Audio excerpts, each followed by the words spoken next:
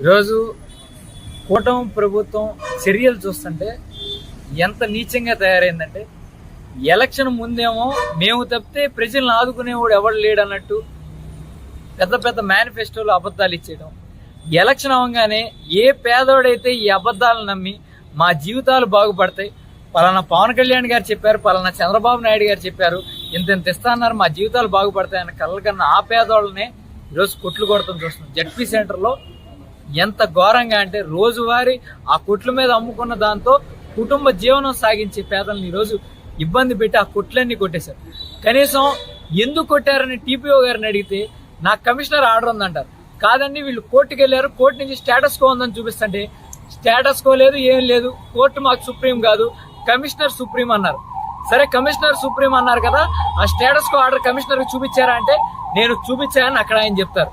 సరే అని కమిషనర్ గారు ఏంటి అన్యాయం అని ప్రశ్నిస్తా కమిషనర్ గారి ఛాంబర్కి వస్తే కమిషనర్ గారు ఏమో మా నాన్నగారికి బాగాలేదండి, నేను 2 రోజులు లీవ్ పెట్టి నేను ఇప్పుడే వెళ్ళానండి అంటారు. సరే, కమిషనర్ గారిని మీరు లీవ్ పెట్టేసారు, స్టేటస్ కో ఉందని తెలుసా, స్టేటస్ కో ఉన్నా మీరు ఎట్లా పంపించారు అంటే, స్టేటస్ కో ఉన్నట్టు నాకు తెలియదండి, నాకు ఏ అధికారి నాకు చెప్పలేదని ఆయన మాట్లాడుతున్నారు. స్టేటస్ కో ఉందని ఆయన టీపీఓ గారు చెప్తే స్టేటస్ కో ఉందని నాకు తెలియదని ఈయన చెప్తున్నారు. అంటే దీనిపైన ఎవరుండి నడిపిస్తున్నారు? ఈ అధికారులు నడిపించేది ఎవరు? ఆ పేదవాళ్ళ జీవన ఆధారాన్ని ఈరోజు కుదేలు చేయమని చెప్పింది ఎవరు? అంటే లోకల్ మంత్రికి తెలియకుండా ఇవన్నీ జరుగుతున్నాయా? అక్కడ లోకల్ ఇన్ఛార్జీలకి తెలియకుండా ఇవన్నీ జరుగుతున్నాయా? అంటే పేదవాళ్ళ బతుకులు నాశనం చేయడమే మీ ఎజెండానా? ఇదొకటే మిమ్మల్ని ప్రశ్నిస్తున్నాను. ఈరోజు కమిషనర్ గారు చెప్పిన దానికి టీపీఓ గారు చెప్పిన దానికి నేను మీడియా వాళ్ళకి కూడా ఇస్తాను. నేను ఏదైతే కాల్ వాళ్ళతో మాట్లాడానో అవంతా రికార్డ్ చేయడం జరిగింది. ఇద్దరు ఏం మాట్లాడారో, అసలు ఇద్దరు మాట్లాడేదానికి సంబంధం ఉందో లేదో మీకు క్లియర్గా మీడియా ద్వారానే మీడియా వారికి ఇష్టం కూడా జరుగుతుంది. మీరే చూడండి, మీరే జడ్జిమెంట్ ఇవ్వండి. అంటే వీళ్ళు ఎంత న్యాక్గా డ్రామా ఆడాలని ట్రై చేస్తున్నారు. సమాధానం తోచింది చెప్పడం. అంటే ఈరోజు రాజ్యాంగానికి విలువ లేదంటే, ఈరోజు అంబేద్కర్ గారు చనిపోయిన రోజునే పెట్టుకుని రాజ్యాంగాన్ని కూడా చంపేద్దామని డిసైడ్ అయిపోయినట్టున్నారు. వీళ్ళ రాజ్యాంగం ఒకటి కొత్తది పెట్టేసుకుని, మనం ఎవరు రాసిన రాజ్యాంగానికి మనకు లేదు, కోర్టు లేదు, ఏమీ లేదు, మంత్రి పైనుంచి ఫోన్ చేయడం జరుగుద్ది, కింద కమిషనర్ ఆర్డర్ ఇచ్చేయడం జరుగుద్ది, కింద అధికారులు చేయడం జరిగింది. ఒక కోర్టు ఆర్డర్ లేదు, ఒక లాయర్ మాట వినేది లేదు, పేదవాళ్ళని కనీసం హ్యుమానిటేరియన్ గ్రౌండ్స్లో ఆలోచించేది లేదు.